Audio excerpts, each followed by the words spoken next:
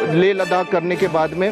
और ये जो भी फोर्सेस सीआरपीएफ, बीएसएफ, ये गलवान के कर्नल संतोष बाबू महावीर चक्र, कारगिल के बाद में 20 साल के बाद में उनको महावीर चक्र तो उनके परिवार ने दिया। तो ये जो रिस्पेक्ट बनाया है ये कभी मैंने मांगा नहीं।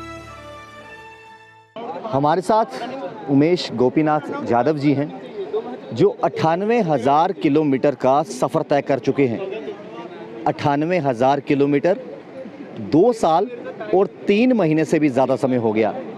आज हमें सौभाग्य प्राप्त हुआ इनसे बातचीत करने का।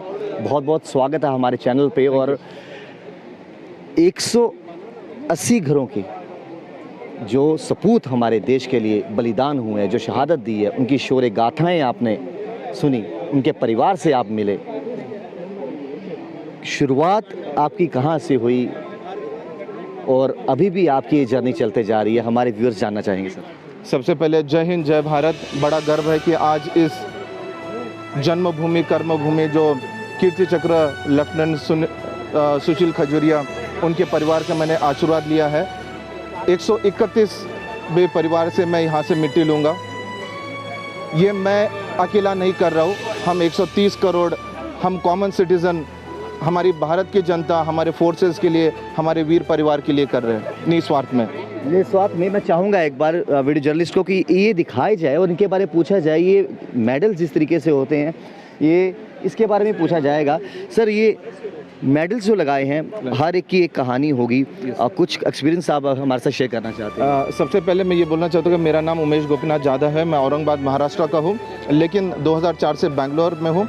मैंने मास्टर्स इन फार्मेसी की। बहुत सारे लोगों को लगता कि ये ज़्यादा पढ़ा लिखा नहीं होगा तो इसलिए देशभक्ति कर रहा है। तो मैं लोगों को ये बोलना चाहता हूँ कि देशभक्ति जो होती है वो कैजुअल नहीं होती है, वो एक प्राइड है, वो हमको हर रोज़ करना चाहिए।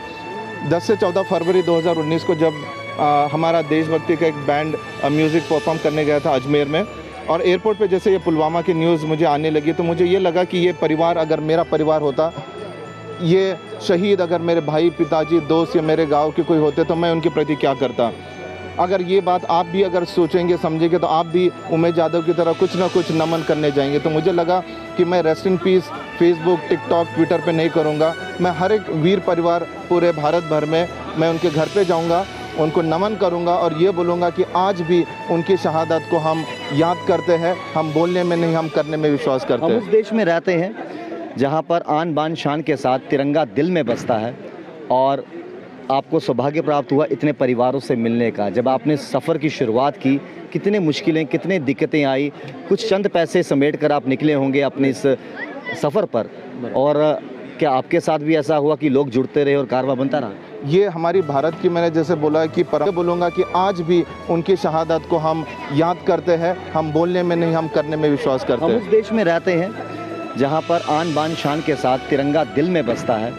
और आपको सौभाग्य प्राप्त हुआ इतने परिवारों से मिलने का। जब आपने सफ़र की शुरुआत की, कितने मुश्किलें, कितने दिक्कतें आई, कुछ चंद पैसे समेट कर आप निकले होंगे अपने इस सफ़र पर। और क्या आपके साथ भी ऐसा हुआ कि लोग जुड़ते रहे और कारवां बनता रहा? ये हमारी भारत की, मैंने जैसे बोला कि परंपरा है अतिथि देवो भव, और आज भी हमारी संस्कृति यही है कि देश के लिए, फौज के लिए हम आज भी उनके साथ खड़े हैं। तो 2000 रुपये लेके निकला था। मैंने मेरा म्यूज़िक स्कूल बंद कर दिया, 2 साल 3 महीने हो गए। लेकिन यही बोलना चाहता हूँ कि गैरेज वाले से लेके किसी ने खाना खिलाया, किसी ने मेरी गाड़ी रिपेयर की, किसी ने पंक्चर ये किया। उन्होंने यही बोला कि सर, हम वो शहीद परिवार को नहीं मिल सकते, लेकिन आप जो उनको मिल रहे हैं तो हम आपकी उतनी तो सहायता कर सकते हैं। मैं चाहता तो बहुत सारे स्पॉन्सर ले सकता। आप अगर मेरी गाड़ी देखेंगे तो उसके ऊपर कोई भी स्पॉन्सर नहीं है। और मैंने जैसे बोला कि ये गैर राजनीतिक है, क्योंकि फोर्सेस का रिस्पेक्ट जो होता है वो अपॉलिटिकल होता है, उनका एक डिसिप्लिन होता है।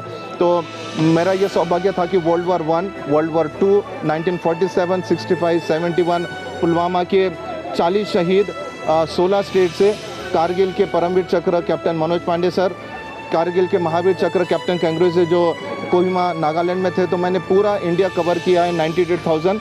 मेरा सिर्फ अंडमान और लक्षद्वीप, यही 2 यूनियन टेरिटरी बाकी जो मैं इस हफ्ते में कवर करूंगा। और 21 अक्टूबर को जो पुलिस कमेमोरेशन डे होता है, उस दिन मैं ये यात्रा ख़त्म करूंगा।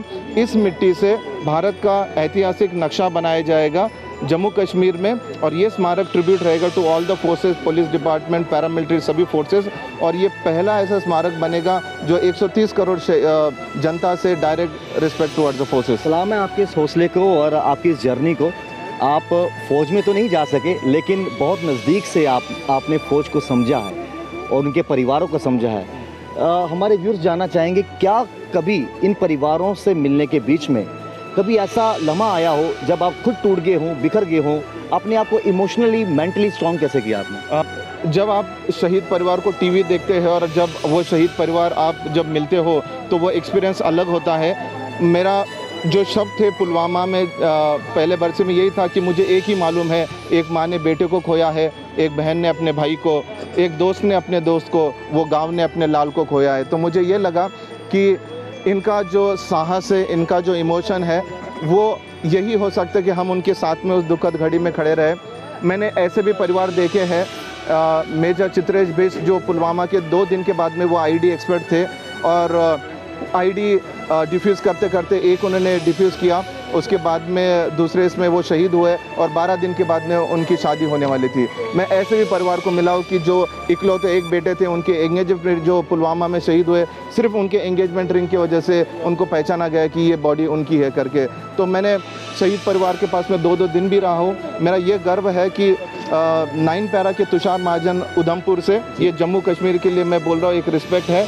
उसके बाद में मैं राइफलमैन औरंगज़ेब जो बहुत ही ब्रेव ऑफिसर थे पूंछ में, मैं उनके घर पर गया उसी गाड़ी से, और आज तक मैंने अपने तिरंगे को अपने गाड़ी से कभी नहीं निकाला, क्योंकि यह देश हमारा है और ये देश जो होता है ये मोराल के ऊपर हमारी फोर्स चलती है।